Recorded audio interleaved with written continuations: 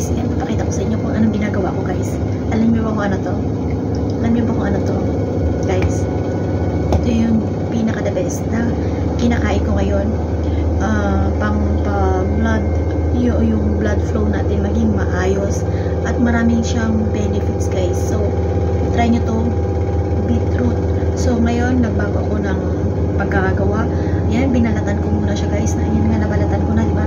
And then, hinikuha ko siya ng medyo ganito kalaki para yung nahawakan ko siya. At gagamit ako na ito. Ayan nga, naumpisan ko na guys ko. Kaya, ayun, susubukan ko siya ganito din. First time ko na itong gagawin. So, ngayon, kukudkurin ko siya guys. Kukudkurin ko siya hanggang matapos ito. And then, saka ko siya pakukuluan.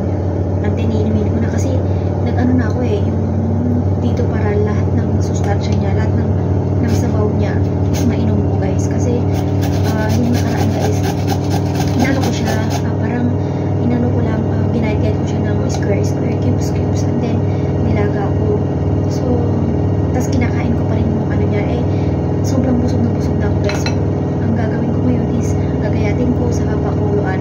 Kahit na salain ko na lang siya, yung tubig na lang, at least nandun na lahat guys. Hindi ko na kailangan kainin pa kasi nabubusog na ako ng gusto. So, dito pa lang, marami ng nutrients na, tingnan mo, pulang-pula. Kaya, ayan o. So, ayan na, masustansya nito guys. So, watch nyo lang ako hanggang matapos. And then, i-ano ko din kung paano yung magagawa ko dyan ng tapos makikita nyo pulang-pula siya guys. Pero ano lang no, pasantebe lang, pag iihipo kayo pula din siya. Pag may pupo din, mamula-mula din siya guys, pula din siya, lalabas ganun. At napakaganda nito guys, ang daming benefits, ang daming nito. Ito tulong sa akin to. At sa totoo lang guys nabili ko to, nag-bargain kasi siya sa market, nag-bargain. Then pag hindi kaya na, okay na siya na, kahit na ganyan na lang siya, pakuluan na lang siya ng ganyan, medyo malaki ng konti. So ayan, pag hindi ko na kaya, hindi ko na siya pipilitin na igadgarin kasi baka madali yung aking kamay. So okay na yan. So next, ayan, malaki siya guys, malaki. Hanggang matapos ko guys.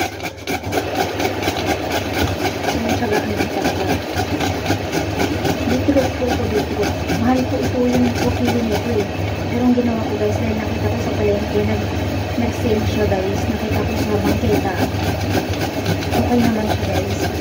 So ayun, $10 na bili ko dalawang na siya. Dalawang ganun to. Dalawa. So binili ko lahat yung mga nandun. Dalawang punto lang yun nandun. So binili ko na $20. Kasi pag binili ko to guys, siguro pagsalap ako ng market, siguro abutin ako ng $60 ganun. So bahan lang sa sale ko. Ano lang. So ayun.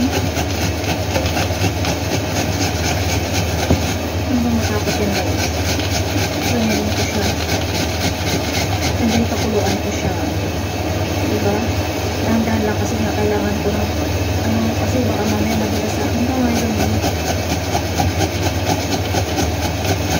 And then pag bumahaw na guys, yung pagkakano ko, pwede ko na siyang ilagay sa bote ko.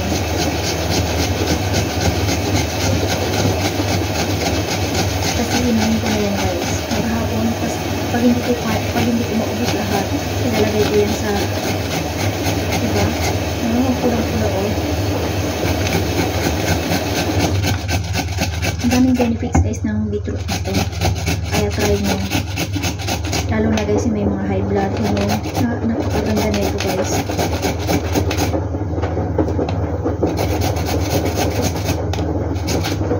Medyo maano lang, nakakangalay lang. Pero siyempre tsaga-tsaga tayo. Diba? Iinumin natin to the best.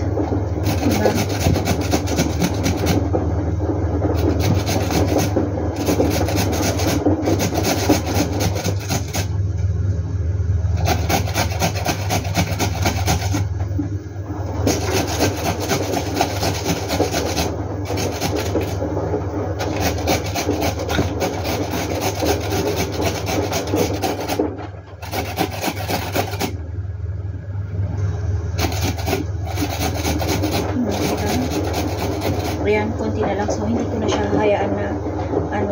gagawin nyo, napakaliit, baka madisgrasya yung aking kamay. So ayun, sasalin ko dito sa aking lalagyan nila kasi puno na siya.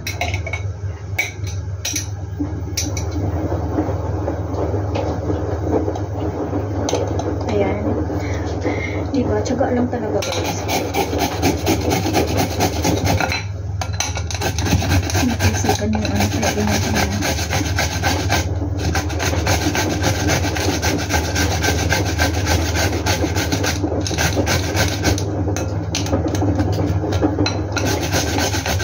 Hindi ba habang ako ay naglalaba pati, nag-ilito pa rin ako ng soup. Matignan ko yung piso.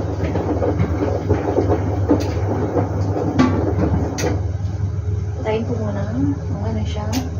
So ayun, wait lang.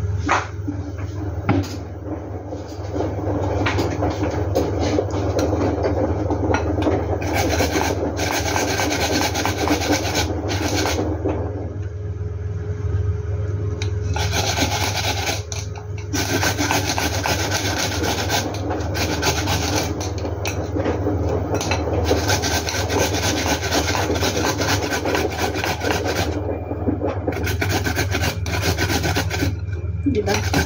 Ganyan na guys, ginagawa ko. Mabilis talaga kung bitulog na po.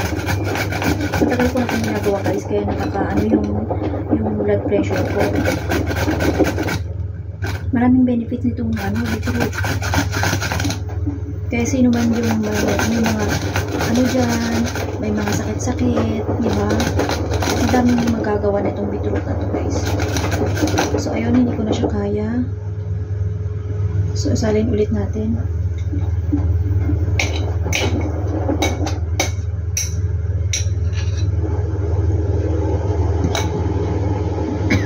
Ito yung kaninang ginawa ko guys. Ginanyan ko siya Ginanyan ko siya, pero hindi kaya. Sabi ko, mas maganda na lang yung tinayod ko para kahit paano makukuha ko lahat yung mga nutrients na ito guys. So, ayun. Manamis-namis siya guys, hindi kaya kailangan kung lagyan ng mga matamis, mga asukal, kung hindi. Matamis siya. Masarap din siyang inumin, lalo na pag malamig na. Kung kahit na mainit-init guys, masarap siyang inumin. Kasi manamis-namis.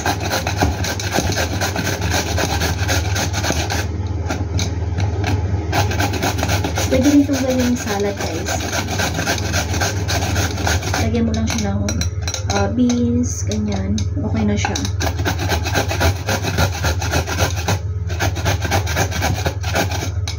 Yun lang talaga, tiyagaan lang talagang magkayod. Siyempre, gusto mo talagang makatipid, diba? Hindi mo na kailangan bumili ng mga juices na yung ready to drink na. Hindi mo na kailangan bumili ng mga ganun.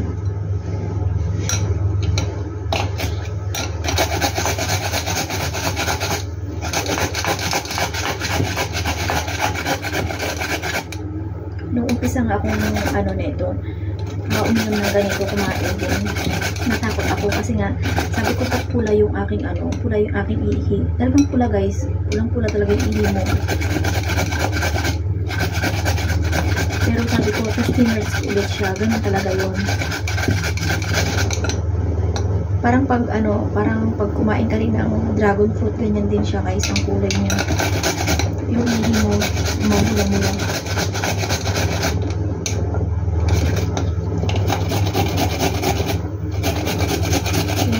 Talagang magkaya, diba? Kung may tiyaga, may inumin kang masarap at masustansya pa.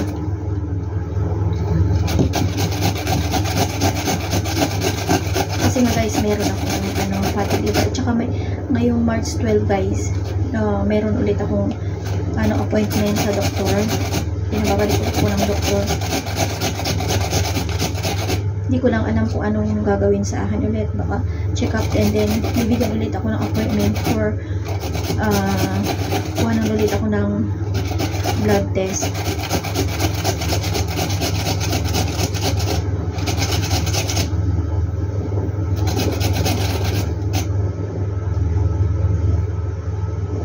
Ayan, salin ko ulit para hindi mapuno. Di ba? O, di ba? Ay, natahulog. Ayun. Di ba? Malaki kasi ito guys. Itong nabili ko, malaki. Kaya maraming ano. Isa lang po yan. Ginahit-gahit. Ginahit-gahitan po lang siya ng ano.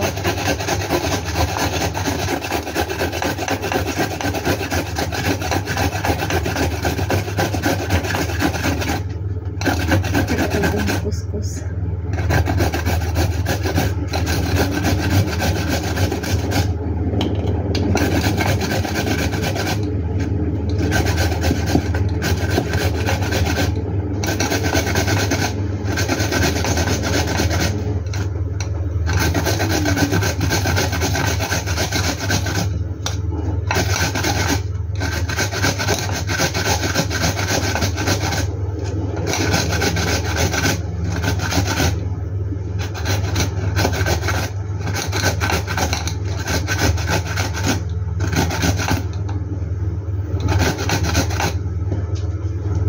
Yan, ang bilis lang.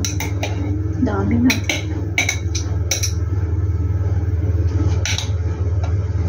Meron pa. Nakakatuwa talaga guys. Para lahat ng pula niya, lahat ng juice niya guys, makuha ko pag kinayod ng ito.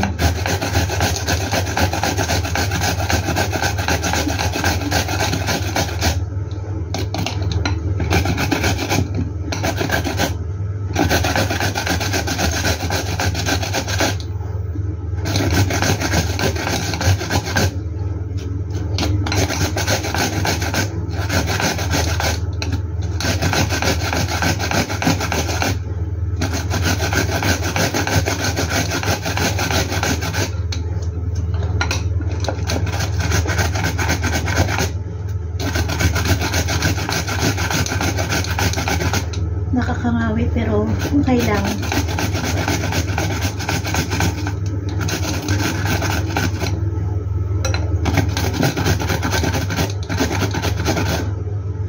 Last na to guys, last na. Wait lang. So yun nga guys, dagdagan ko na yan ng tubig. Yan. Dagdagan ko na yan ng tubig.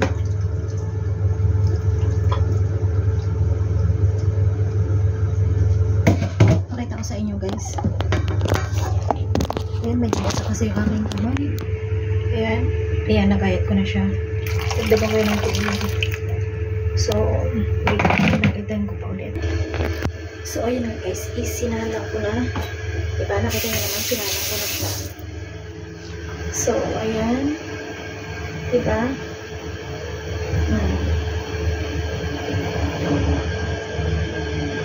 Ayan guys. Kita nyo naman, pulang-pula yung kanyang ano, pulang-pula siya. Ganyan guys. Yan para makuha ko lahat yung kanyang ano, makuha ko lahat yung kanyang nutrients at saka lumabas lahat yung kanyang ano, lahat basta napakasarap nito. Try nyo guys.